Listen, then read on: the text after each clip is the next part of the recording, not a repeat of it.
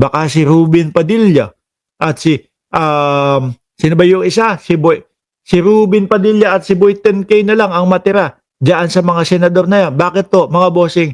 Eto pa yung isa, isa pa din ito. Nanganganib din po. Nanganganib mapasok sa oblo. Nanganganib matanggal sa pagkasenador. Diba? Marcoleta faces perjury complaint, mga kababayan. Sabi naman ni Marcoleta, mga bossing, wala namang batas na nagsasabi na dapat isulat niya yung mga kaibigan o yung mga donors nung kanyang panahon ng eleksyon. Sabi po ni Marcoleta yon. Sino po ba ang pakikinggan natin? Si Rodante Marcoleta na sinasabi pong lowest rank na abogado o versus po itong mga nagpapaliwanag, mga kababayan, na mali yung ginawa ni Marcoleta na hindi pagsulat ng mga donor doon sa kanyang sose, doon sa expenditure ng kanyang kampanya. Di ba?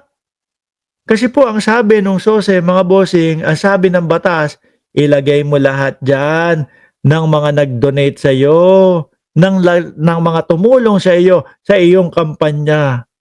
Pero yung kay Marcoleta, wala, zero, mga bossing. Di ba kasama po doon sa pagpasa nun, ang panunumpa na, ito po yung aking sose. Sinusumpa ko po dyan, no? Na ang lahat ng isinulat, itinala ko dito, ay pawang katotohanan lang. Kapag ka po, nagsinungaling ka daw, doon sa pinanumpaan mo, ito, ang posibleng maging kaharapin mo. Perjury. Nung una, ang nakita natin, 1 taon hanggang 6 na taon na posibleng makulong po si Marcoleta. Pag napatunayan. Panoorin mo lang yung interview niya doon sa Net25 at panoorin mo kung ano daw yung sinabi niya o sinulat niya doon sa kanyang sose. Alam mo na nagsinungaling siya. Ang hirap po ng ilulusot nito, mga bossing. Ewan ko kung sino ang kukuhanin na lawyer, abogado ni Marcoleta. Ang nakikita ko dito, mga kababayan, ang gagawin na naman po nila, i-style na naman po nila ito. Yung style po ng pag-uudlot na naman po. Hanggang sa makalimutan ng tao, hanggang sa makakita tayo ng butas para ibasura na lang yung kaso na yan. Pero kung yung sasabihin nila, yung magpapaliwanag sila mismo doon sa sinasabing pagsisinungaling ni Marcoleta doon sa kanyang sose, tingin ko hindi ho nila kayang idepensa yan. Sabi ni Lamo Destar, bakit si Marcoleta lang ba ang may mga donor? No, bote siya, hindi pera ng bayan ang ginamit. Sandali, huwag tayong lalayo. Sandali, huwag tayong lalayo, no? Kayo, yung ano naman, no? Bakit si Marcoleta lang ba may mga donor? Meron, sila Ches Escudero din. May mga donor din sila Ches Escudero. Kaya lang, sila Ches Escudero, sinulat nila yung kanilang donor.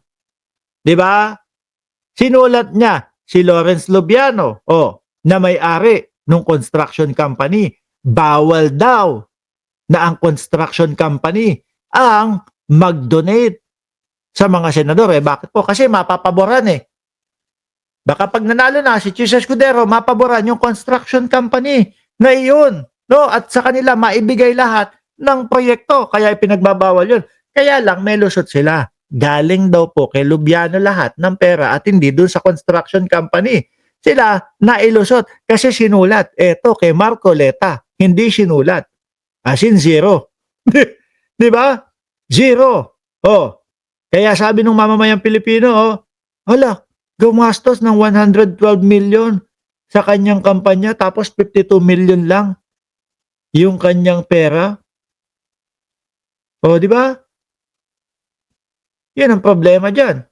Yun ang problema ni Marcoleta. Tapos siguro sa gigil, bakit nyo sinisita yung aking sose, yung aking expenditure at yung aking yung aking salin, no? Sabi ng mga kaibigan ko, Sabi ng mga kaibigan ko, huwag ko daw isulat yung kanilang mga pangalan. O, yun ang request nila. Sabi naman ng Sose, kailangan lahat dito isusulat mo, i-itemize mo, no? Para alam namin kung dealer ba ng ipinagbabawal na gamot yung mga nagbibigay sa inyo o yung mga nagdo-donate sa inyo. Kaso wala. Sandali lang, hindi ko pa nga tapos eh. Meron ka pa dyan. Sandali. Naubusin ko to. No, mahilig kami sumagot doon sa mga katangahan ninyo eh. Bakit si Marcoleta lang ba ang may mga donor? Bote, siya, hindi pera ng bayan. Ginamit paano naman ang mga candidates ng bangag na administrasyon, kaban ng bayan ang inubos?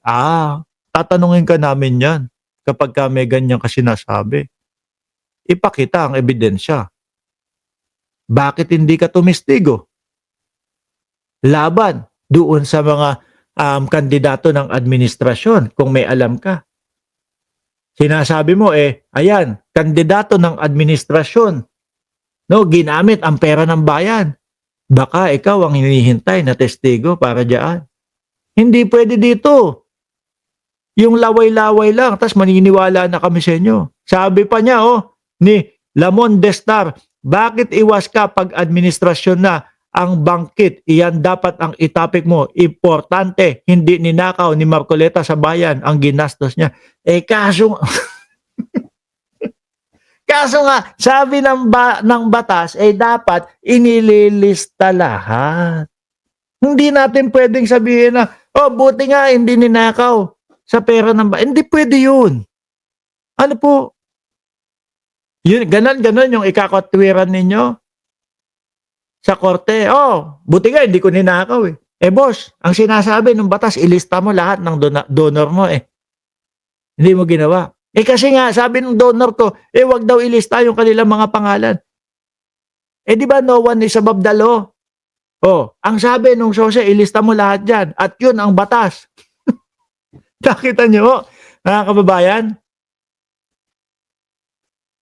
Yung tipo bang ilalayo nila yung usapan. Buti nga hindi ninakaw ni Marcoleta eh. Hindi pwede yun. 1 + 1 = 2. Kung ano ang tanong kay Marcoleta, yun ang dapat niyang isagot.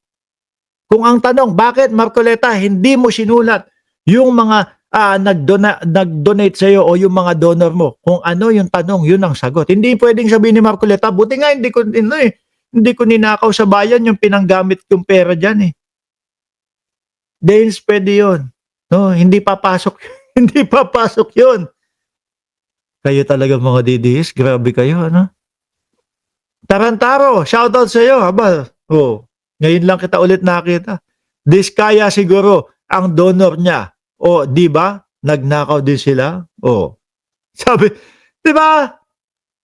Isa po yan sa dahilan kung bakit ayoko nakikipagdebate sa mga DDS mga bossing. Yung tipo bang sasagot para lang lumusot, ilalayo. Meron pa ba? Sumagot pa ba? Oy, nasaan ka na? Wala na. Dapat sagutin niya muna. Correct. Ganyan yung style nila. Buti nga hindi ninakaw sa pera ng bayan. Hindi yun ang tanong namin.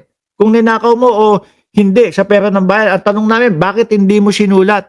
Bakit nagsinungaling ka doon sa Sose? Tapos ang usapan. Tapos sasagot ni Marcoleta, kasi nga sabi ng mga kaibigan ko, wag isulat. No. Nakiusap sila, wag isulat yung kanilang mga pangalan. Sabi naman ng Sose, sabi ng batas, isulat mo lahat dyan.